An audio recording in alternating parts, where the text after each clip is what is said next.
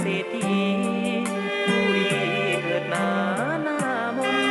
อายลำบากขัดสนยากจนต้องทนหลีกหนีงานวันวิวาแก้วตาดวงใจขออวยพรใส่ให้น้องสุขีอายุวันนะสุขาทวีสุขในโลกนี้จงมีแก่ครูบ่าวสา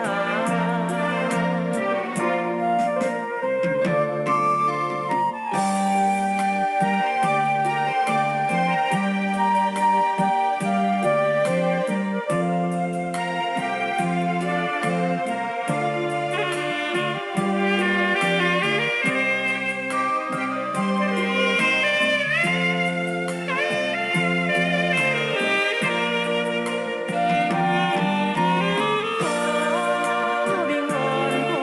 รอันศักดิ์สิทธิ์สวยเนรมิตควรจิตน้องจงสุขล้นแต่กับเศรษฐีผู้ดีเถิดหนาหน้ามนอายลำบากขัดสนยากจนต้อง